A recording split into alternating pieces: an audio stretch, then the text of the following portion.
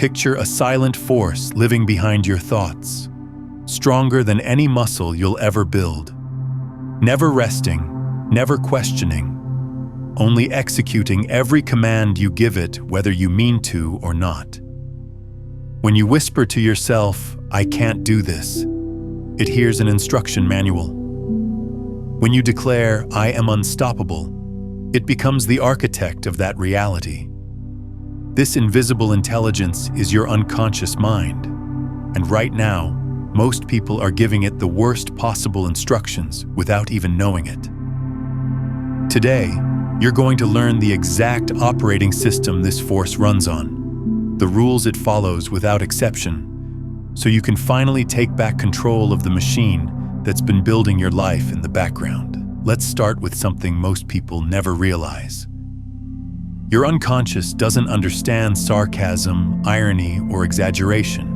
This is what we call the principle of absolute interpretation. When you're stuck in traffic muttering, "This is torture," your unconscious doesn't register that you're being dramatic.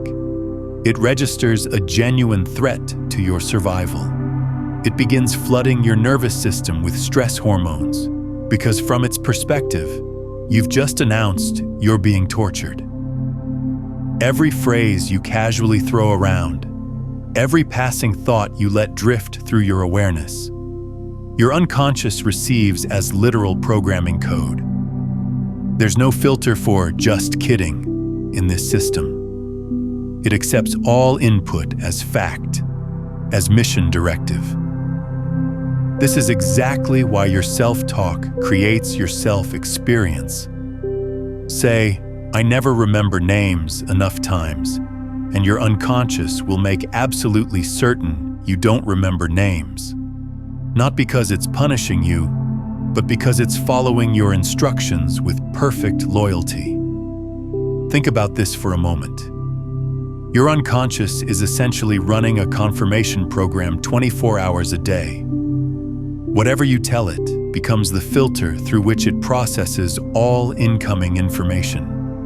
If you've declared, "People don't like me," your unconscious will highlight every subtle facial expression, every moment of silence, every interaction that could possibly confirm that belief, while completely filtering out evidence to the contrary.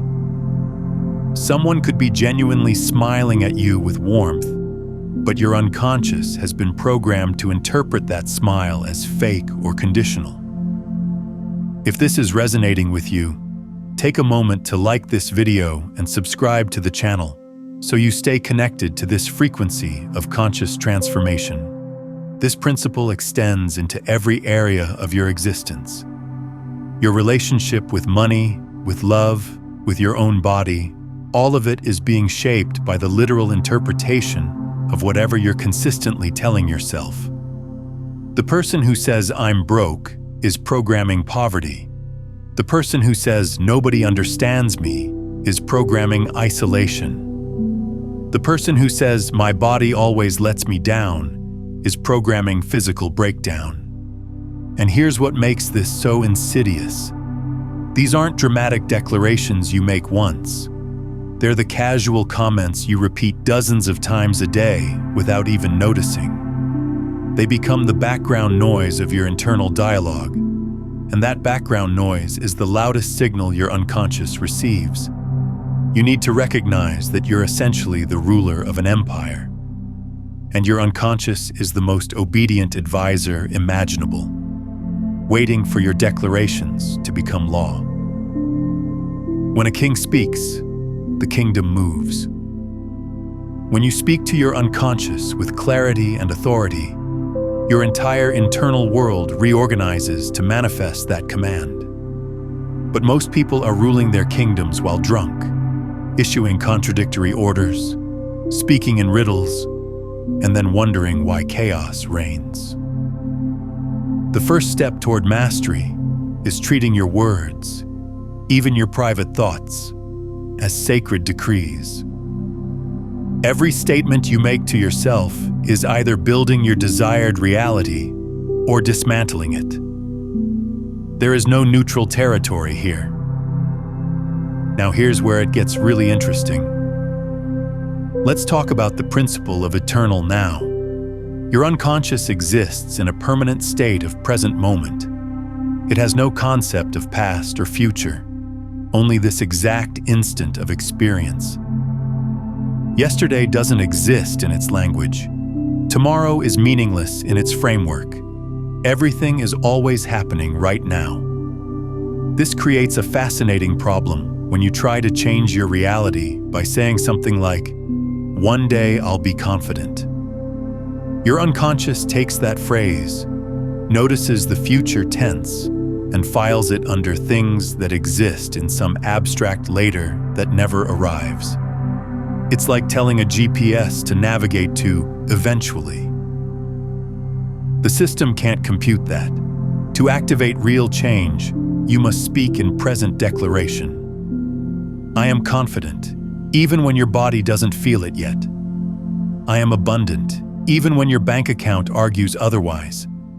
The moment you shift your language into now, your unconscious begins scanning reality for evidence that matches the declaration, building bridges between your current state and the identity you've claimed.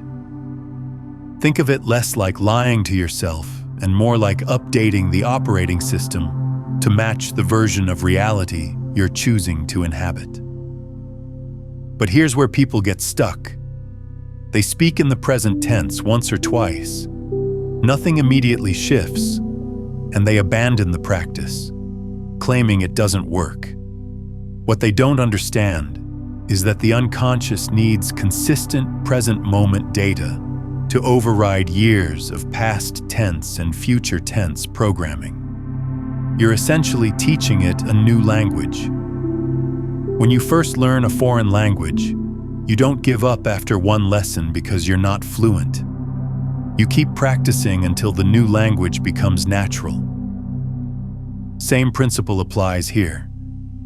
Every time you catch yourself saying, "I will be," and correct it to "I am," you're teaching your unconscious the grammar of manifestation. And there's something even deeper happening with this principle. When you declare something in the present tense with enough repetition, your unconscious begins to collapse the perceived distance between current reality and desired reality. It stops seeing them as two separate destinations and starts seeing them as overlapping frequencies. You're not moving toward confidence in some distant future. You're tuning into the frequency where confidence already exists in this eternal now. This is where quantum mechanics and consciousness work become the same conversation. The observer effect in quantum physics shows us that observation collapses probability into actuality. When you observe yourself as confident now, you're collapsing the probability wave of confidence into your present experience. Time is a construct of the conscious mind. The unconscious operates in timeless presence, and when you learn to speak its language, you gain access to versions of yourself that technically haven't happened yet, but exist in the field of pure potential. This brings us to the principle of neural pathways. Imagine your unconscious as a vast wilderness with no trails. The first time you think a thought, you're pushing through dense forest, creating resistance with every step. But here's what happens with repetition. That rough path gets walked again and again. The undergrowth gets trampled. The dirt gets packed. What started as struggle becomes ease. Keep walking it, and that footpath becomes a dirt road. Walk it for years, and you've built a highway, complete with signs and lighting and infrastructure. This is the physical reality of habit formation in your nervous system. If you've spent a decade reinforcing the thought, "I'm not worthy," you've constructed a massive neural superhighway for that pattern. Your unconscious loves superhighways because they require almost no energy to travel. It will default to that route every single time, unless you consciously begin carving a new trail. At first, the new thought path feels awkward, almost performative. You stumble over your own words, Your body protests. But the principle of neural pathways guarantees that if you keep choosing the new route, the old superhighway will eventually fall into disrepair, overtaken by vegetation, while your new pathway becomes the automatic route your unconscious travels without effort. Here's what neuroscience has revealed about this process.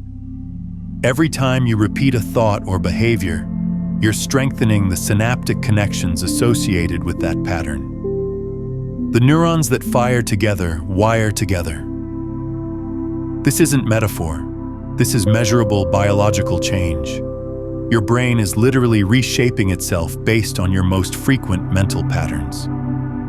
The person who practices gratitude daily is building neural infrastructure for gratitude.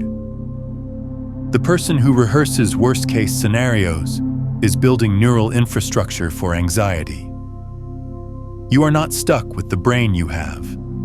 Neuroplasticity means your brain is constantly under construction, and you are the architect deciding which structures get built and which get demolished. But here's the part that gives people hope. The old neural highways don't need to be consciously destroyed. You don't have to spend years in therapy trying to dig up and dismantle old patterns. You simply have to stop traveling them. The moment you stop feeding a neural pathway with attention and repetition, it begins to atrophy. It's like a business with no customers. Eventually, it closes. Meanwhile, every time you choose the new thought, the new belief, the new behavior, you're adding another layer of asphalt to your new neural highway. There comes a tipping point where the new pathway becomes easier to travel than the old one, and suddenly the transformation feels effortless. This is how people change dramatically, seemingly overnight. They didn't actually change overnight. They spent months building a new neural structure in silence, and when it finally became the path of least resistance, their external behavior shifted to match it. Let's go deeper.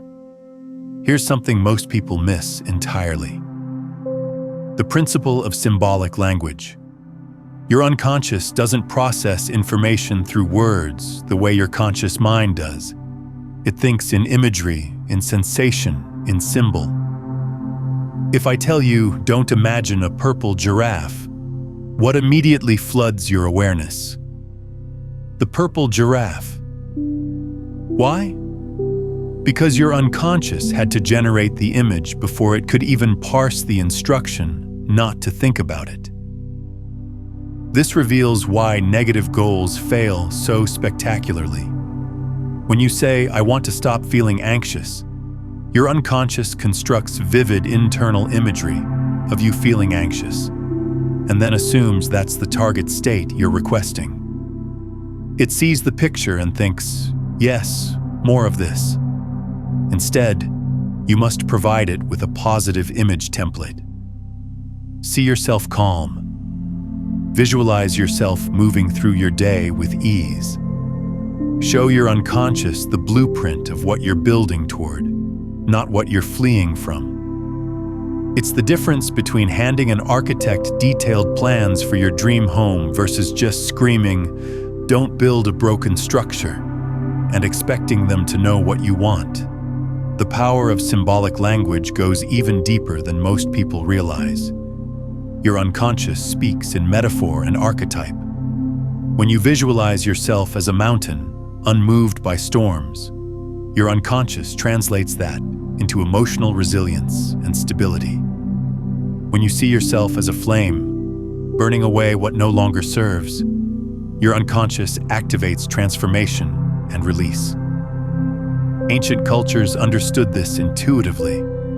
They used ritual, symbol, and mythology to communicate directly with the unconscious, bypassing the rational mind entirely.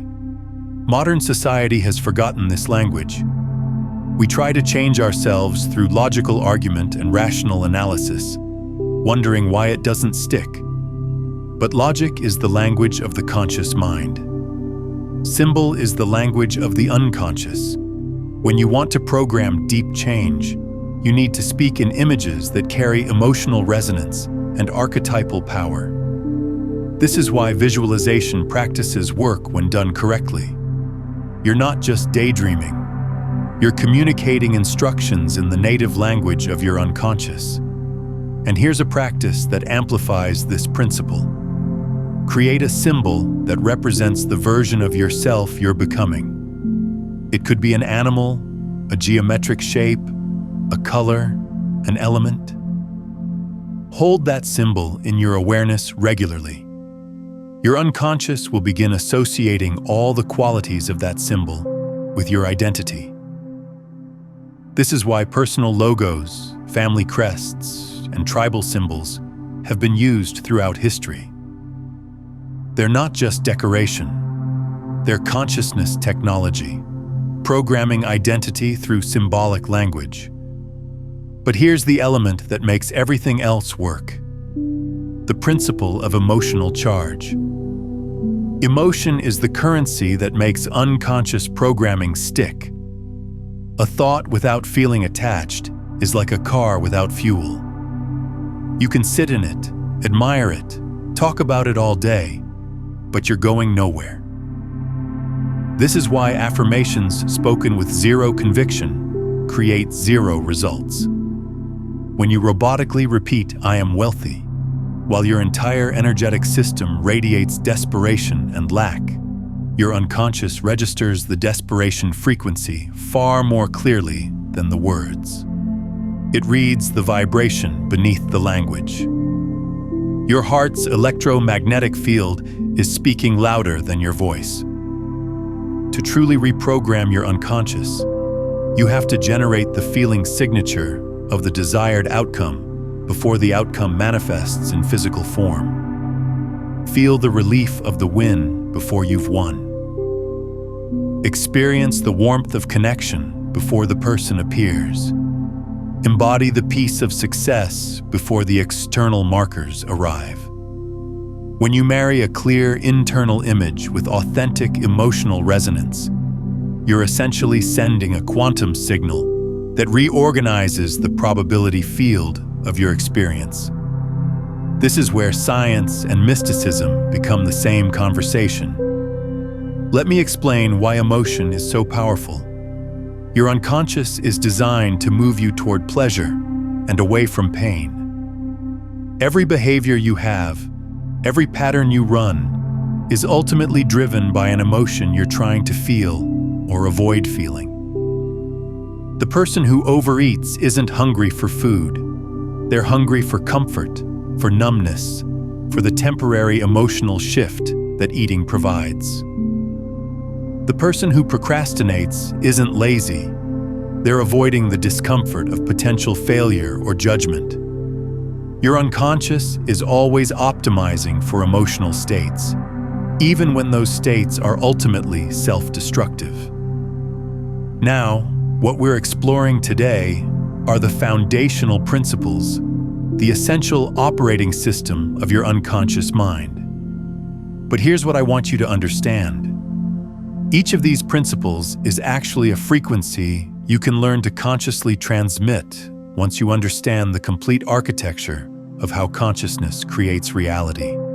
In my book, Beyond the Frequencies, A Quantum Guide to Consciousness Mastery, I take you through the entire system, the 9 master frequencies that transform you from someone seeking change to someone who has become the change itself. It's linked in the pinned comment below. When you consciously link a desired behavior or identity with a positive emotional state, you're hijacking this optimization system for your benefit. If you can genuinely feel the emotion of your desired outcome, your unconscious will begin organizing your behavior to recreate that feeling in external reality. This is why gratitude practices work. When you feel genuine gratitude for something that hasn't happened yet, your unconscious interprets that emotional signal as evidence that the thing has already occurred, and it begins closing the gap between internal experience and external manifestation. But here's the nuance most people miss. The emotion has to be authentic. You can't fake this. Your unconscious has perfect lie detection. If you're trying to force yourself to feel grateful while resentment is actually moving through your system, the resentment wins. This is why emotional clearing work is so important. Before you can program in new emotional patterns, you often have to discharge the old emotional patterns that are still running in the background. Unprocessed grief, unexpressed anger, buried shame, all of these create emotional static that interferes with your ability to generate clean, clear emotional signals toward your desired reality. Take a moment right now and bring to mind something you deeply desire. Don't just think about it conceptually.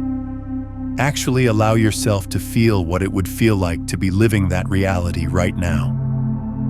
Notice where that feeling lives in your body. Notice the quality of that emotion.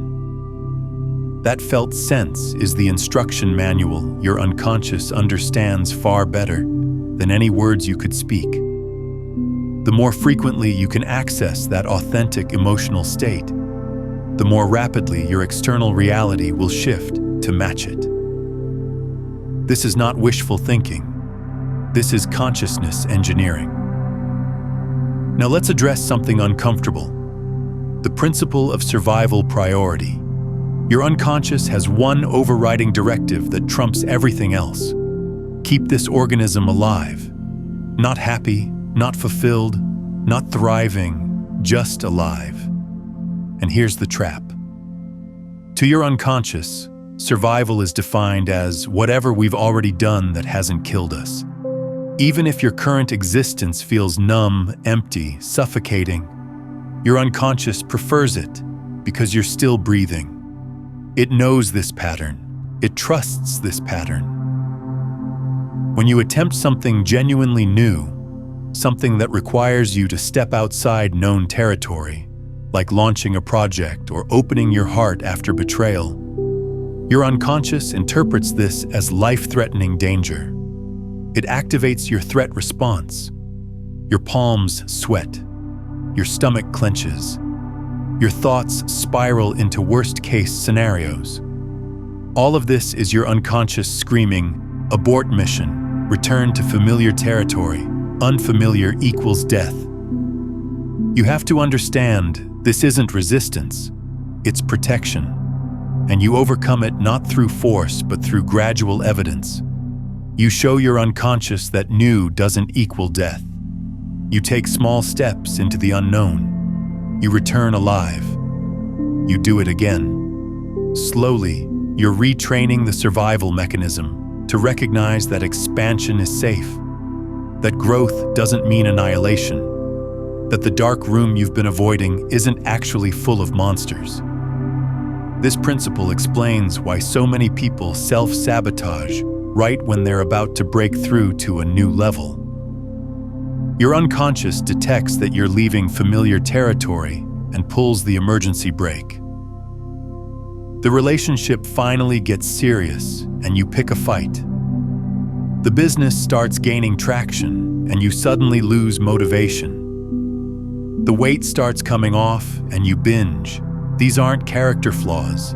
These are survival mechanisms activating because your unconscious has categorized the new level as dangerous simply because it's unfamiliar.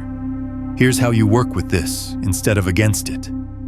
You have to communicate with your survival mechanism like you would with a frightened child. You don't yell at a scared child for being scared. You hold their hand and show them they're safe.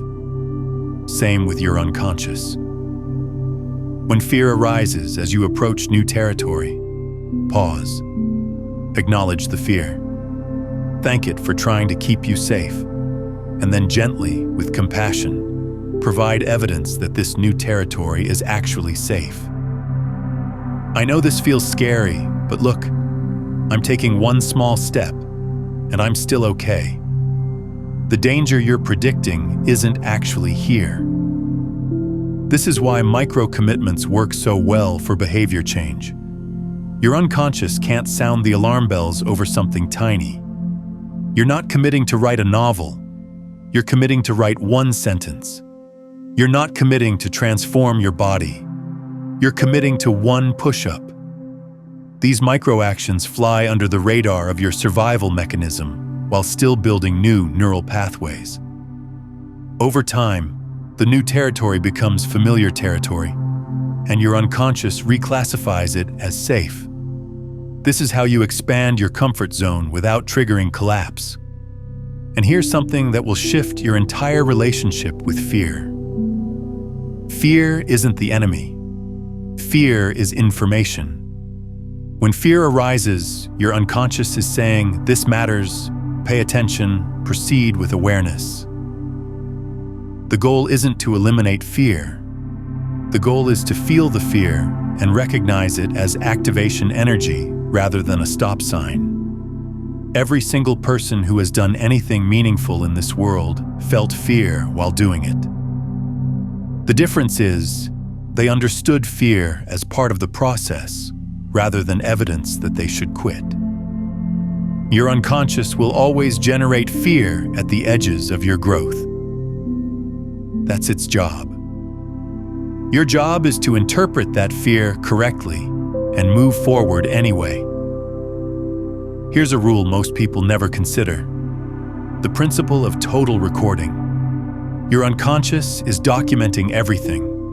Every conversation you've overheard, every image you've scrolled past, every insult from childhood, every moment of pride.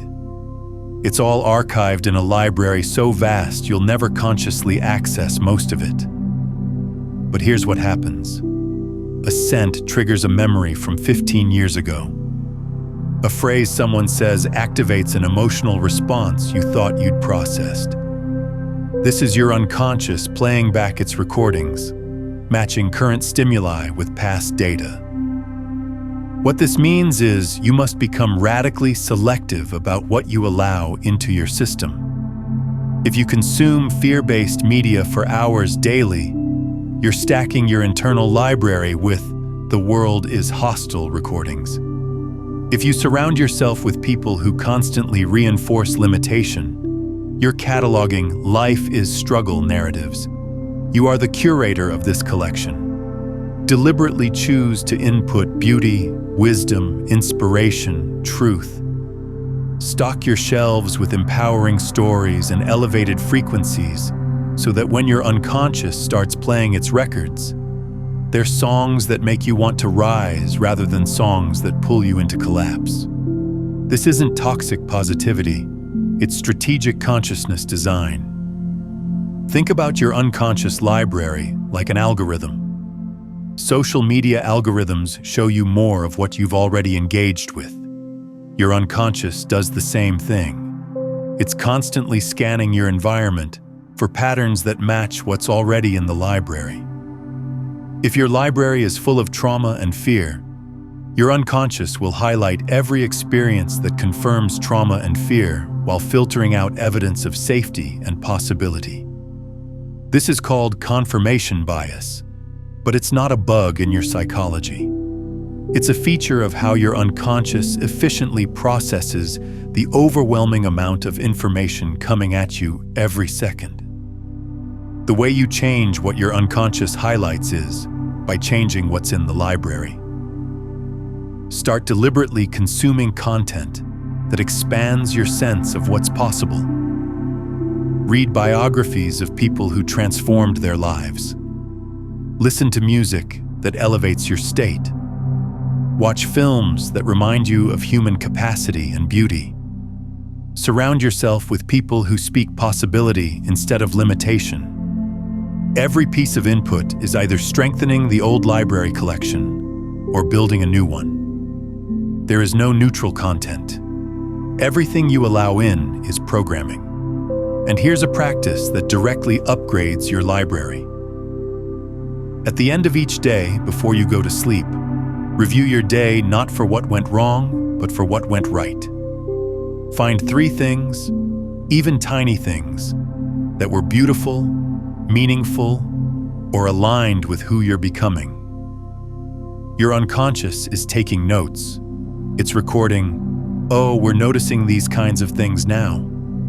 Over time, it begins automatically scanning for more experiences like that, because it's learned that's what you value. This is how you train your unconscious to become a magnet for what you want instead of a magnet for what you fear. Take a moment and share in the comments. What's one unconscious pattern you're choosing to reprogram right now? What new neural pathway are you building? Let's talk about the principle of decisive command. Your unconscious is constantly scanning for leadership. It wants to know who's in charge here. When you approach it with uncertainty, with phrases like, "Maybe I could try to be healthier, I guess," it registers weakness. It doesn't follow weak leadership. It requires absolute clarity and conviction. The moment you decide something with complete certainty, with zero ambiguity, your unconscious shifts into execution mode. It begins rearranging your perception, your behavior, your energetic output to align with that decision. This works like a magnetic field. Once a magnet is fully charged, it doesn't strain to attract metal. It simply does, because alignment is automatic. When you become unshakably certain about who you are and what you're creating, you become the magnet. Your unconscious stops questioning and starts manifesting. But here's the key. This isn't about faking confidence. It's about making one clear choice and refusing to renegotiate it. The universe doesn't respond to your hopes. It responds to your commitments. Most people live in perpetual negotiation with themselves. I want to change, but maybe not today. I'll start next week. Actually, maybe this isn't the right time. Perhaps I should wait until conditions are perfect. Every moment spent in negotiation is a moment your unconscious receives mixed signals. It can't execute on ambiguity. It needs clear directives. When you make a decision, truly make it, your entire system aligns. Doors that were previously invisible suddenly appear. Resources you didn't know existed show up. Synchronicities multiply. None of this is magic. It's the natural result of a unified system moving in one direction instead of being torn between contradictory commands. Think about the most successful people you know or have studied. There's usually a moment in their story where they made an irreversible decision. They burned the ships. They went all in. They stopped entertaining backup plans. The moment they did this, their trajectory completely shifted. Not because the external world changed, but because their unconscious finally received permission to fully commit resources toward the goal. When part of you is still planning an exit strategy, your unconscious holds back. It keeps resources in reserve for the retreat. But when you decide with totality, every ounce of your creative intelligence gets activated toward manifestation. Here's how you practice this principle. Choose one identity statement, not a goal, an identity. I am disciplined. I am creative. I am abundant. Write it down. Say it out loud with conviction. And then, here's the crucial part. Spend the rest of the day making micro decisions that align with that identity. When you're faced with a choice, ask yourself, what would the disciplined version of me choose right now?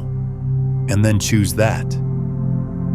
Every aligned choice is evidence to your unconscious that this identity is real. Over time, the identity stops feeling like a performance and starts feeling like truth because it is truth. You're not becoming that person. You're revealing that person who was always there underneath the conditioning. Now here's a practice that changes everything. The principle of threshold programming. Your unconscious is most receptive, most open, most malleable during the transition state between waking and sleeping.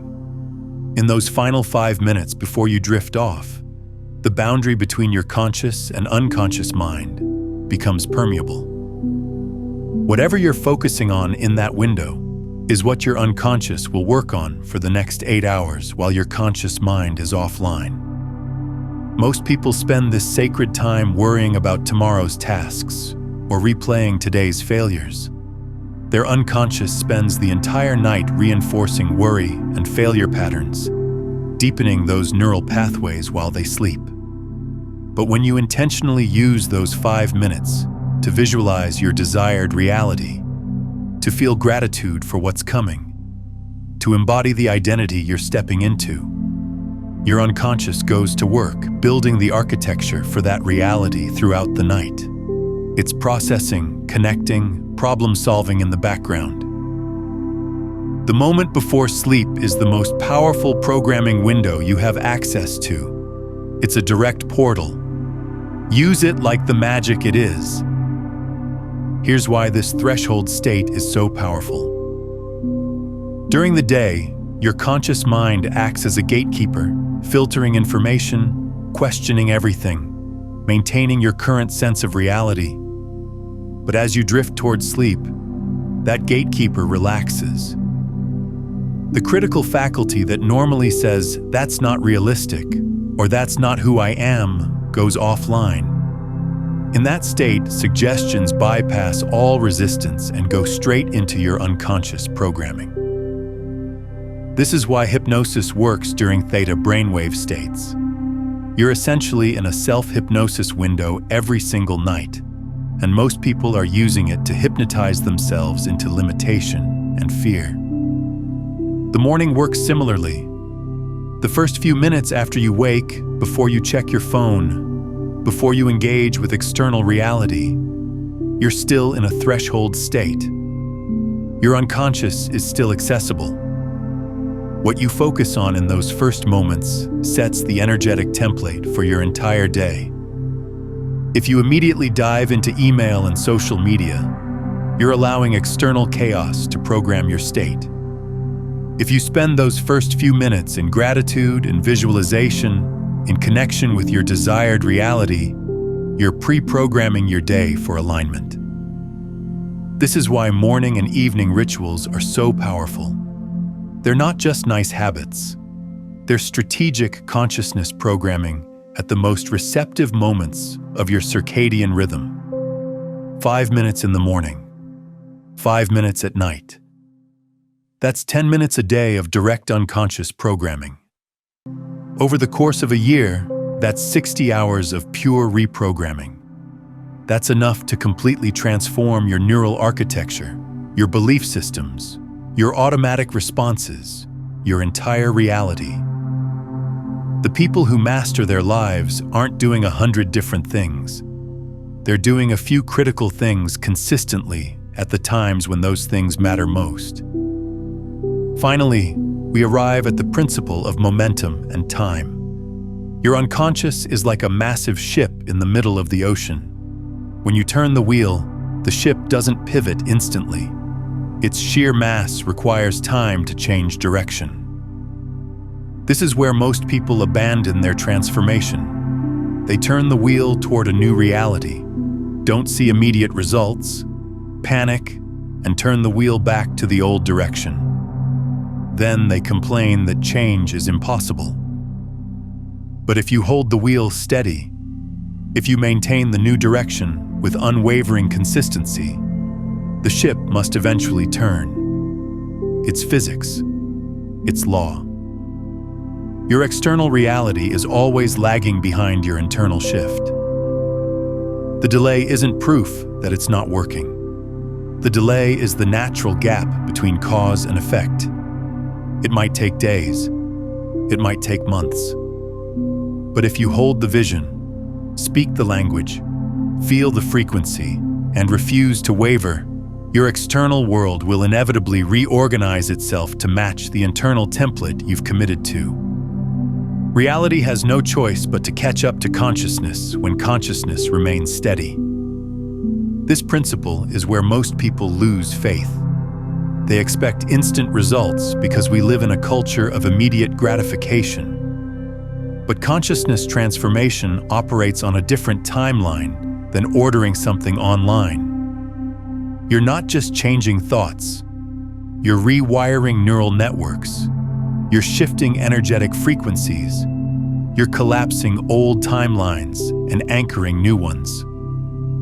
This takes time, not because the universe is slow, but because the changes have to integrate at every level of your being. Think about it like planting a seed. The moment you plant the seed, nothing visible happens. If you dig it up the next day to check if it's growing, you destroy it. But if you water it consistently, give it sunlight, trust the process, that seed will eventually break through the soil. And once it does, the growth becomes exponential. The first 90% of the process happens underground, where you can't see it. The last 10% is the visible manifestation that everyone else sees and calls an overnight success. Your transformation works the same way. The majority of the work is happening beneath the surface of your awareness. Your unconscious is rewiring, recalibrating, reorganizing. You might not see external evidence for weeks or months. But if you trust the process, if you keep feeding the seed with consistent practice, there will come a moment when everything shifts. The job appears, the relationship transforms, the business takes off, the health breakthrough happens, and people will say you were lucky, that you're an overnight success, having no idea you spent 6 months watering a seed they couldn't see. This is why persistence beats talent. Talent might give you a head start, but persistence determines who actually arrives. Your unconscious doesn't care about your talent. It cares about your consistency. Every day you show up and reinforce the new pattern, you're adding weight to that side of the scale. Eventually, the scale tips. The old identity collapses. The new identity locks in. And from that point forward, the new way of being becomes easier than the old way of being because you've built the infrastructure. So here's what I want you to understand. The delay between decision and manifestation is not punishment. It's protection. It's giving you time to build the internal capacity to handle what you're asking for. If everything manifested instantly, you'd create and destroy your life 100 times a day based on passing emotions. The delay forces you to get serious, to commit, to become the person who can sustain the reality you're calling in. When the external finally shifts, you'll be ready because you've already become it internally. But there's one more principle we need to address, and it might be the most important one of all. The principle of coherent identity. Your unconscious doesn't respond to who you wish you were or who you think you should be. It responds to who you are being right now, in this moment, consistently across time. Most people are living in identity fragmentation. They're confident at work but insecure in relationships. They're disciplined with their fitness, but chaotic with their finances. They're generous with strangers, but resentful with family. This creates static in the signal you're sending to your unconscious. Your unconscious is trying to answer the question, who is this person? And when you're showing up as 7 different versions of yourself depending on context, it can't get a clear read. This fragmentation dilutes your creative power. It's like trying to focus sunlight through a cracked lens. The energy scatters instead of concentrating into a beam that can ignite. Coherent identity means you are the same person in every context. The values you claim in public are the values you live in private. The person you are when someone's watching is the person you are when you're alone. This doesn't mean you can't adapt to different situations. It means your core identity remains consistent. When you achieve this level of coherence, your unconscious finally has a clear signal to amplify. It knows exactly who you are and what reality to build around that identity. Here's how you build coherent identity. First, define your non-negotiable values. Not the values you think sound good, but the values you're actually willing to sacrifice for. Write them down. 3 to 5 core values that define who you are at your essence. Then, and this is the crucial part, audit your behavior against those values. Where are you out of alignment? Where are you performing a version of yourself that contradicts those values? Those misalignments are leaks in your energetic system. Every leak is power you could be using to create your desired reality, instead being wasted on maintaining false versions of yourself.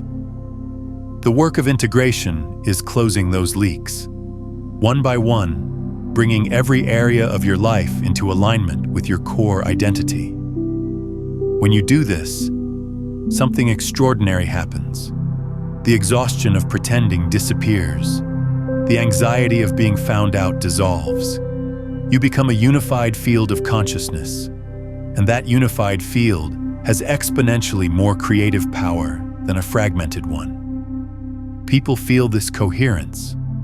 They trust you more. Opportunities flow more easily, not because you're manipulating anything, but because you're finally operating as one integrated being instead of a committee of conflicting selves.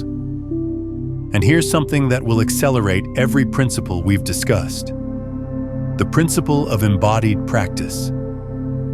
Your unconscious doesn't distinguish between vividly imagined experience and actual experience. This is why athletes who practice mentally show nearly the same improvement as athletes who practice physically. Your nervous system is responding to the internal representation, not just the external event.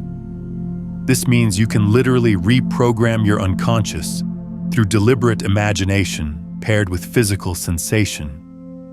Here's a practice that combines everything we've covered. Find a quiet space. Close your eyes. Bring to mind the version of yourself you're becoming. See that person clearly. What do they look like? How do they move? Now step into that version. Don't just observe them. Become them. Feel their posture in your body right now. Feel their breath pattern. Feel the emotional state they carry. What does confidence feel like in your chest? What does certainty feel like in your spine? Stay with those sensations. Let them become familiar to your nervous system. Now, from this embodied state, replay a recent situation where you didn't show up as your best self. But this time, experience it as your elevated self would.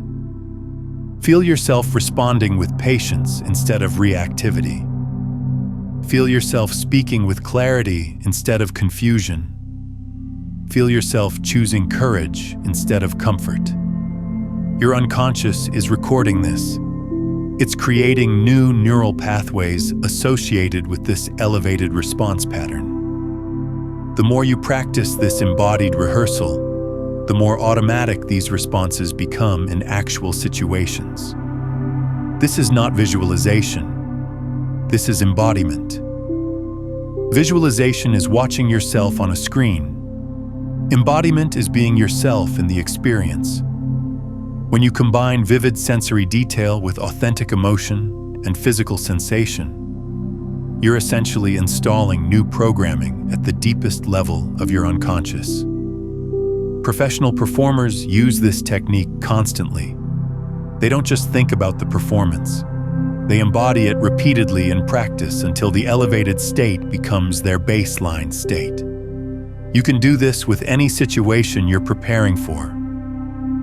A difficult conversation, a job interview, a creative project, a moment of temptation where you want to choose differently. Embody your desired response repeatedly, and when the actual moment arrives, your unconscious will default to the pattern you've rehearsed.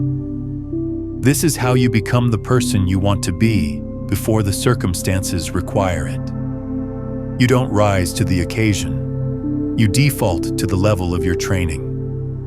And embodied practice is the highest form of training because it operates at the level where your unconscious lives, in sensation and emotion and direct experience. Right now, take a moment. Comment below with this phrase: I am the conscious architect of my reality.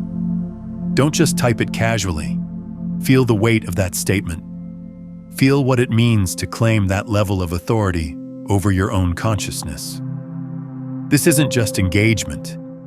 This is a declaration to the quantum field that you are no longer operating as a passive recipient of life, but as the active creator of your experience. Let that signal go out into the field.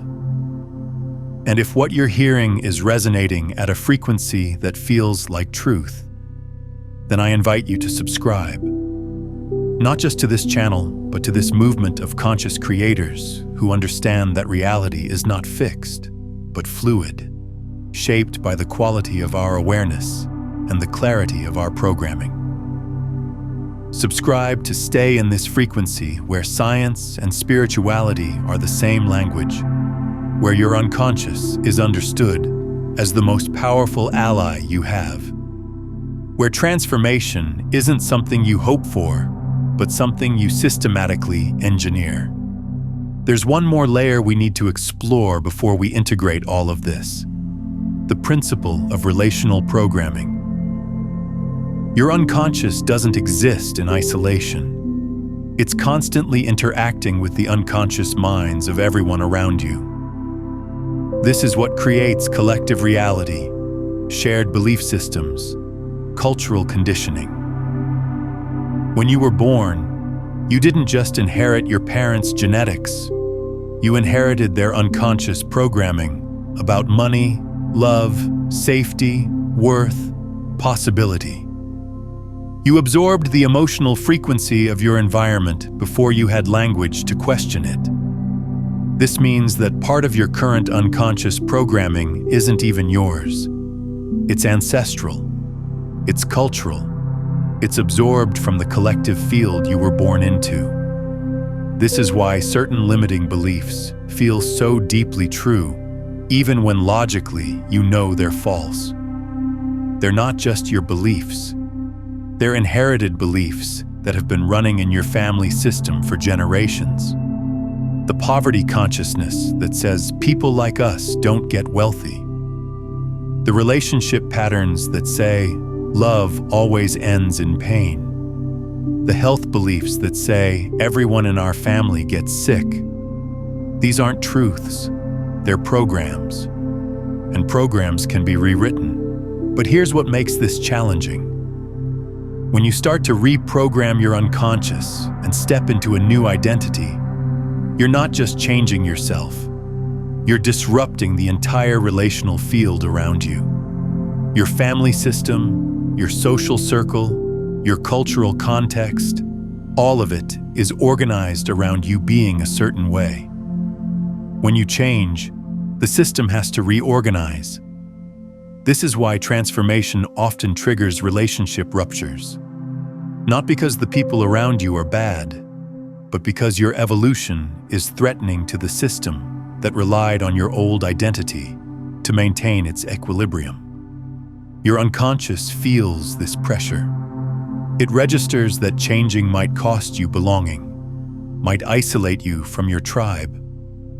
And because belonging is a survival need, your unconscious might sabotage your transformation to keep you connected to the group. This is the hidden cost of evolution that nobody talks about. Sometimes you have to choose between who you're becoming and who people expect you to be. Sometimes growth requires you to outgrow certain relationships, not with malice, not with superiority, but with honest recognition that you're moving in different directions. The way you navigate this is by finding new relational fields that match your elevated frequency. You cannot transform in isolation. You need mirrors that reflect back your highest potential, rather than your historical identity. This is why community is so crucial. When you surround yourself with people who are also consciously evolving, who see you as you're becoming rather than who you've been, your unconscious receives permission to fully embody the transformation. The new identity stops feeling like a solo mission and starts feeling like your natural home. This is also why mentorship and guidance matter. When you're reprogramming your unconscious, you're essentially walking through territory you've never walked before. Having someone who's already navigated that territory, who can point out the pitfalls and celebrate the breakthroughs, accelerates everything. Your unconscious learns not just from your direct experience, but from observing others. When you watch someone living the reality you desire, your unconscious updates its map of what's possible. Mirror neurons fire. New pathways light up. You're literally downloading their programming through attention and proximity. So as you do this work, be strategic about your relational field. Who are you spending time with? What frequencies are they broadcasting?